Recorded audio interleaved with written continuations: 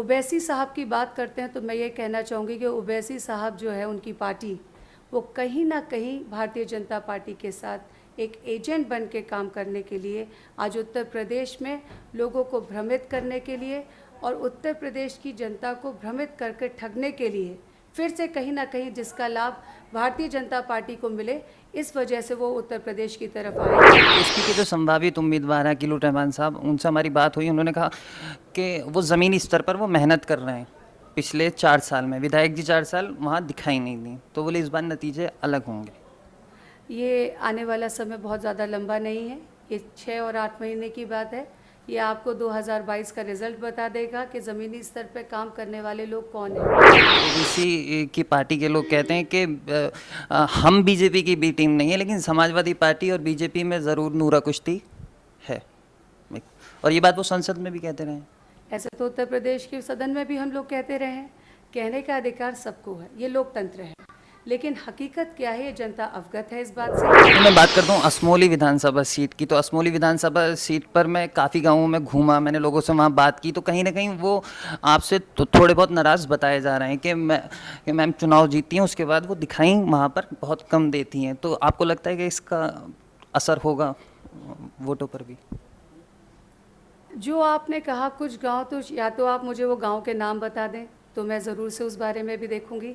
लेकिन मैं आपको कहना चाहती हूँ कि जितना मैं और मेरा परिवार इस राजनीति में आने के बाद हम लोग सबसे ज़्यादा जहाँ कहीं पर भी हम लोगों को जानकारी होती है, किसी के सुख में, किसी के दुख में, किसी के यहाँ किसी कार्यक्रम की जो भी सूचनाएं हम तक आती हैं, हम हर कार्यक्रम में पहुँचते हैं। आपने विकास की बात करी, तो विकास वाला चुनाव तो 2017 में हो चुका है और विकास पर नतीजे आपकी पार्टी को मिल भी चुके हैं। तो आप किस विकास की बात कर रहे हैं? आपने देखा कि इस भारतीय जनता पार्टी ने बहुत सारे मुद्दे दिए। क्या किसानों की आय दुगनी हुई? नहीं हुई। क्या बेरोजगार जो लोग घूम रहे हैं आज नौजवान, उनको नौजवानों को नौकरियां दी? जहाँ तक मुस्लिम मतदाता की बात है, हिंदू और मुस्लिम की कभी सोच मैंने रखी ही नहीं। मेरे अंदर ये सोच ही नहीं है कि मैं हिंदू और मुस्लिम के हिसाब से अपनी विधानसभा में कहीं ना कहीं बंटवारा करूँ। मेरी बात हुई, वहाँ लोगों से बात हुई, लेकिन लोग विकास को लेकर हमसे बोले कि आप विधायक जी से पूछना कि यहाँ का विकास क्यों नहीं हुआ, क्योंकि आप वहाँ से मौजूदा विधायक हैं, आप सरकार में भी रही, समाजवादी पार्टी की सरकार में आप तब भी विधायक थी। तो असमोली का जो विकास होना चाहिए था वो नहीं हुआ, ऐसा वहाँ लोग कह रहे हैं। मेरी लोगों से बात हुई वहाँ पर। लोगों ने जिन लोगों ने आपसे कहा, मैं नहीं जानती कि वो कौन लोग हैं जिन्होंने आपसे नहीं, कहा। मैंने किसानों से बात करी वहाँ पर। अगर आपसे किसानों ने भी कहा। आखिरी सवाल था कि असमोली विधानसभा में मुख्य विपक्षी आप किसे मानती हैं, बीजेपी या बहुजन समाज पार्टी या असदुद्दीन ओवैसी की या एमआईएम? विपक्ष ये जनता को तय करने लीजिए, क्योंकि मेरे लिए कोई ऐसा बहुत मजबूत विपक्ष कहीं नहीं है। नमस्कार, आदाब। देश के सबसे बड़े सूबे उत्तर प्रदेश में अगले साल विधानसभा चुनाव होने वाले हैं, जिसको लेकर सत्ताधारी बीजेपी अपनी पूरी कोशिश कर रही है। तो बीजेपी को हटाने के लिए समाजवादी पार्टी भी अब सड़कों पर उतर चुकी है। इसी पर बात करने के लिए मेरे साथ मौजूद हैं असमोली विधानसभा से मौजूदा विधायक पिंकी यादव जी। मैडम, स्वागत है आपका। Thank you so much. पहला सवाल, बीजेपी को कैसे हटाया जाएगा? क्योंकि 2019 में भी गठबंधन कर लिया, 2017 में भी गठबंधन, बड़े बड़े दलों के साथ गठबंधन करा, तब आप बीजेपी को नहीं रोक पाए। तो आप छोटे छोटे दलों के साथ गठबंधन करके किस तरीके से बीजेपी को आप लोग हटा लेंगे? आज हमारे माननीय राष्ट्रीय अध्यक्ष जी ने, जैसे अखिलेश जी ने, छोटे छोटे दलों से गठबंधन करने की जो बात कही है, और उसके बल पे हम लोग इसलिए हटा सकेंगे कि क्योंकि आज हिंदुस्तान के जनता में, ना सिर्फ मैंने कहा हिंदुस्तान, प्रदेश में तो है ही है, पूरे हिंदुस्तान की बात हो रही है कि आज जन आक्रोश है भारतीय जनता पार्टी के प्रति। जिन वादों को लेकर भारतीय जनता पार्टी सरकार में आई थी, आज अपने उन मूल वादों से भारतीय जनता पार्टी पूरी तरह से हट चुकी है। चाहे वो किसानों की बात हो आय को दुगनी करने की, चाहे बेरोज़गारी की बात हो, चाहे महिलाओं को सुरक्षा देने की बात हो, चाहे नौजवानों को नौकरी देने की बात हो, इन तमाम मुद्दों से आज भारतीय जनता पार्टी हट चुकी है। केवल नफ़रत की राजनीति को लेकर चलने का काम भारतीय जनता पार्टी कर रही है।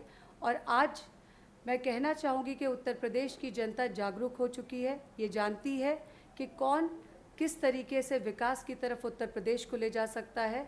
और इसी वजह से मैं कहना चाहूँगी कि उत्तर प्रदेश की जनता आने वाले समय 2022 में समाजवादी पार्टी की सरकार बनाने का काम करेंगे। नहीं, आपने विकास की बात करी, तो विकास वाला चुनाव तो 2017 में हो चुका है और विकास पर नतीजे आपकी पार्टी को मिल भी चुके हैं, तो आप किस विकास की बात कर रहे हैं?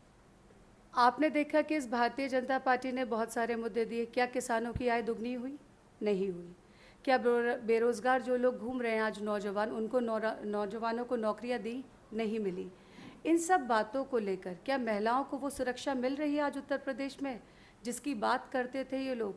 तो क्या उत्तर प्रदेश की जनता इन चीज़ों से, खाली विकास ही नहीं, ये ऐसे मुद्दे हैं, ज्वलंत मुद्दे मैं कहूँगी, चाहे वो किसानों की आय को दुगनी की बात हो, आज अन्नदाता की अनदेखी करना, जो अन्नदाता इस देश का दिल कहलाता है, उसकी अनदेखी की जा रही है।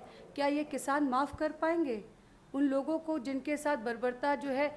ठंडी में, गर्मी में बैठे बैठे आज किसानों को इतने महीने गुजर गए, लेकिन आज भी किसानों के लिए जो लाए गए 3 काले कानून हैं उनको वापस नहीं लिया जा रहा। क्या ये जनता उत्तर प्रदेश की देख नहीं रही है? जनता आज जागरूक है, तो सिर्फ विकास की बात ही नहीं, इन सब मुद्दों पे भी आज जनता भारतीय जनता पार्टी से हिसाब मांगेगी और इसी हिसाब के चलते बदलाव लाने के लिए उत्तर प्रदेश की जनता ने अपना मन बना लिया है। अच्छा, जैसे ओवैसी हो गए, वो भी चुनाव लड़ रहे हैं 100 सीटों पर, बीएसपी भी अकेले दम पर चुनाव लड़ेगी, आम आदमी पार्टी भी चुनाव लड़ेगी, तो आपको नहीं लगता इसका फ़ायदा बीजेपी को होगा? क्योंकि वोट बटेंगे और बीजेपी को फ़ायदा होगा, देखिए, क्योंकि बीजेपी का कोर वोट बैंक जो है वो तो अभी भी सीमित है। समाजवादी पार्टी का वोट बैंक बड़ा है। अगर सीमित की बात अगर भारतीय जनता पार्टी की करते हैं तो भारतीय जनता पार्टी के अलावा समाजवादी पार्टी का वोट बैंक बड़ा है, बहुजन समाज का वोट बैंक घटा है। और ओवैसी साहब की बात करते हैं तो मैं ये कहना चाहूँगी कि ओवैसी साहब जो है, उनकी पार्टी, वो कहीं ना कहीं भारतीय जनता पार्टी के साथ एक एजेंट बन के काम करने के लिए आज उत्तर प्रदेश में लोगों को भ्रमित करने के लिए और उत्तर प्रदेश की जनता को भ्रमित करके ठगने के लिए फिर से कहीं ना कहीं जिसका लाभ भारतीय जनता पार्टी को मिले, इस वजह से वो उत्तर प्रदेश की तरफ आए हैं।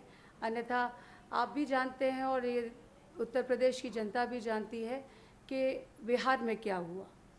इसका जवाब इतना ही मेरे ख्याल से काफ़ी रहेगा कि ये लोग जो वोट काटने वाले हैं, आज वोट काटने वालों से भी उत्तर प्रदेश की जनता सावधान है और उत्तर प्रदेश में समाजवादी पार्टी की सरकार बनाएगी। नहीं, लेकिन ओवैसी की पार्टी के लोग कहते हैं कि हम बीजेपी की बी टीम नहीं है, लेकिन समाजवादी पार्टी और बीजेपी में ज़रूर नूरा कुश्ती है, और ये बात वो संसद में भी कहते रहे हैं। ऐसे तो उत्तर प्रदेश के सदन में भी हम लोग कहते रहे हैं। कहने का अधिकार सबको है, ये लोकतंत्र है, लेकिन हकीकत क्या है ये जनता अवगत है इस बात से, और जनता इस बात को बहुत अच्छी तरीके से समझ चुकी है कि कौन किसके साथ मिलजुल कर काम कर रहा है। समाजवादी पार्टी हमेशा सर्व समाज को लेकर चलने की बात कर रही है। बहुजन समाज के लोगों ने तो अभी उपचुनावों में भी ये बात कह दी थी कि अगर समाजवादियों को हराने के लिए अगर उन्हें भारतीय जनता पार्टी से मिलना पड़े तो वो लोग भारतीय जनता पार्टी से मिलने में भी गुरेज नहीं रखेंगे। लेकिन आज बहुजन समाज पार्टी भी ख़त्म हो चुकी है लगभग, उनके मात्र 5 जो है विधायक बचे हैं, बाकी सभी ने समाजवादी पार्टी का दामन थामा है। और उस दामन को थामने का कारण समाजवादी पार्टी में उन्होंने देखा, माननीय राष्ट्रीय अखिलेश यादव जी सर्व समाज को लेकर एक विकास की, एक नफ़रत की जो राजनीति करने वाले हैं उन लोगों को हटाने की, और साथ ही साथ बेरोज़गारों और किसानों की राजनीति करके उत्तर प्रदेश को एक अच्छे माहौल की ओर ले जाने का काम करेंगे। अच्छा, चलिए मैं बात करता हूँ असमोली विधानसभा सीट की। तो असमोली विधानसभा सीट पर मैं काफ़ी गाँवों में घूमा, मैंने लोगों से वहाँ बात की, तो कहीं ना कहीं वो आपसे तो थोड़े बहुत नाराज़ बताए जा रहे हैं कि मैम चुनाव जीती हैं, उसके बाद वो दिखाई वहाँ पर बहुत कम देती हैं। तो आपको लगता है कि इसका असर होगा वोटों पर भी? जो आपने कहा कुछ गांव, तो या तो आप मुझे वो गांव के नाम बता दें तो मैं ज़रूर से उस बारे में भी देखूंगी। लेकिन मैं आपको कहना चाहती हूँ कि जितना मैं और मेरा परिवार इस राजनीति में आने के बाद, हम लोग सबसे ज़्यादा जहाँ कहीं पर भी हम लोगों को जानकारी होती है, किसी के सुख में, किसी के दुख में, किसी के यहाँ किसी कार्यक्रम की जो भी सूचनाएं हम तक आती हैं, हम हर कार्यक्रम में पहुँचते हैं। और ये हमारी असमोली विधानसभा की जनता ही है जिन्होंने हमें विश्वास जताया और दूसरी बार हमें यहाँ तक इस काबिल बनाया मैं उसके लिए उन सब की शुक्रगुज़ार हूँ तहे दिल से कि ये विश्वास उनका मुझ पे है और मैं उनके विश्वास को कभी भी कम नहीं होने दूँगी। और जहाँ तक कहीं कुछ नाराज़गियों की बात है, तो कहा भी जाता है कि एक परिवार में भी अगर कहीं होता है, बर्तन आपस में खटकते हैं और खटकने के बाद वो सही समय पे सही जगह पे रख जाते हैं।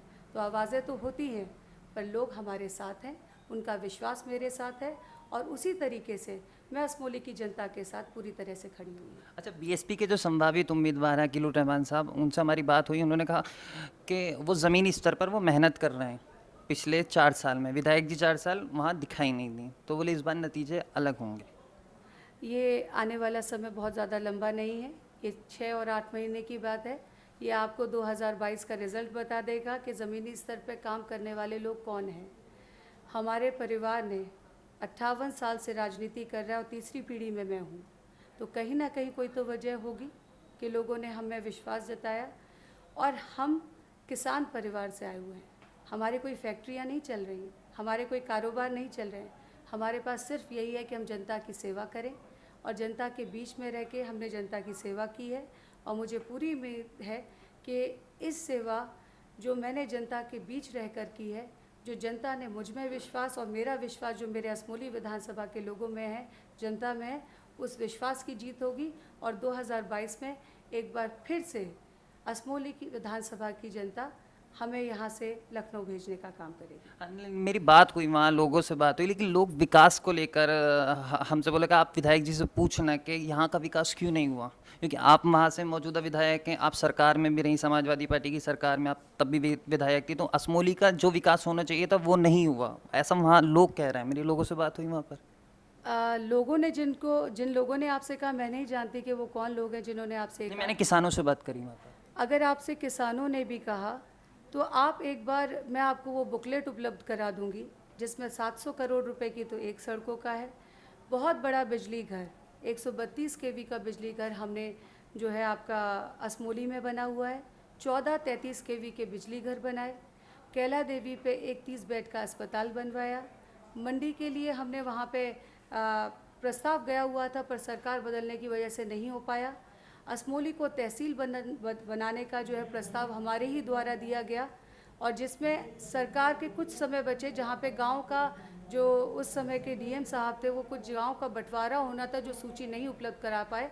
अन्यथा हमारी ही सरकार में असमोली विधानसभा में असमोली एक तहसील बन चुकी होती, जो अब हम लोग उस पर, मैंने कई बार विधानसभा में भी उठाया है इस बात को, और उसका कहीं जवाब सकारात्मक हमें नहीं मिला। हमने डिग्री कॉलेजेस की मांग की, उसका जवाब हमें सकारात्मक नहीं मिला। तो ये सरकार तो कुछ करना ही नहीं चाहती। हमारी सरकार में हमने काम किए हैं। आप चाहें तो शहबाजपुर कला जाकर उस इंटर कॉलेज को देखिए, जिसका पैसा 2 करोड़ रुपए करीब अभी रह गया है, जिसको मैं मांग करती रही बार बार, पर अभी 4 सालों में भी वो पैसा नहीं भेजा गया। आप विकास के मामले में तो असमोली में आप किसी भी रोड पे चले जाइए, आप किसी भी क्षेत्र में चले जाइए, आप दिल्ली रोड से 7 किलोमीटर के बाद आप अहरोला माफी से लेकर सैदनगली तक चले जाइए, आप धनारी से लेकर कैला देवी चले जाइए, आप सौंदन से लेकर पाठकपुर तक आ जाइए, कहीं पर भी आपको ये महसूस नहीं होगा कि आपको अपने आवागमन में कहीं दिक्कत हो। हाँ, ये मैं ज़रूर कह सकती हूँ कि कुछ गाँव में कहीं ना कहीं कुछ चीज़ें छूटी हैं, तो उतनी एक लिमिटेड हमारे पास निधि है, जिसमें कोरोना काल की वजह से 1 साल की तो निधि भी बंद कर दी गई।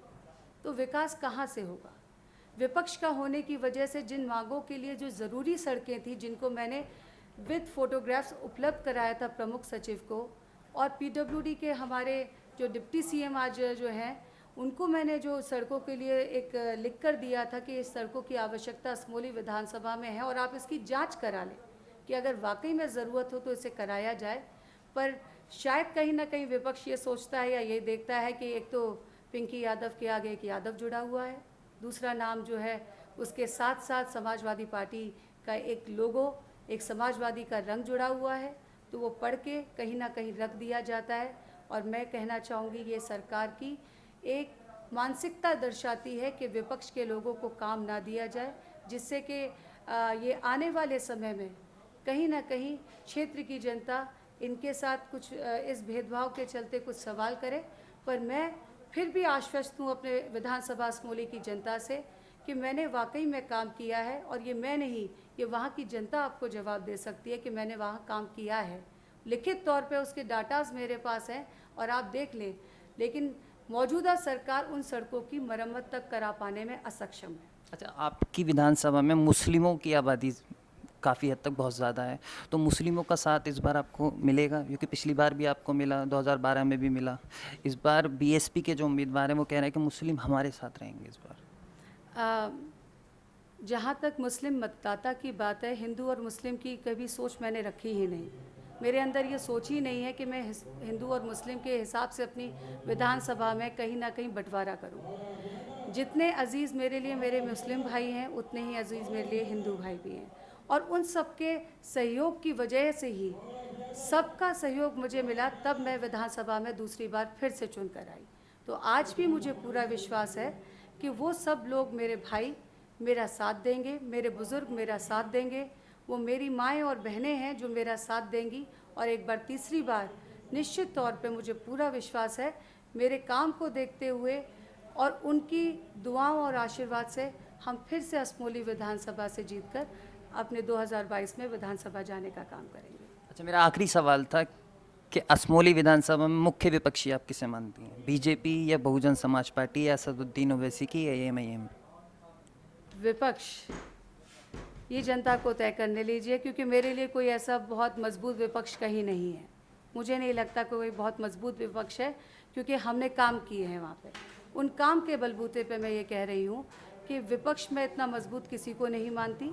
और रही बात, तय जनता को करने दीजिए, जनता क्या तय करेगी, जो जनता तय करेगी वो मुझे सर्वमान्य होगा। चलिए, शुक्रिया हमसे। थैंक यू सो मच, बहुत बहुत शुक्रिया। ये थी असमोली से विधायक पिंकी यादव जी, जिन्होंने आने वाले विधानसभा चुनाव को लेकर अपनी बात रखी। कैमरामैन ऋषभ के साथ मोहम्मद आमिर, तहलब।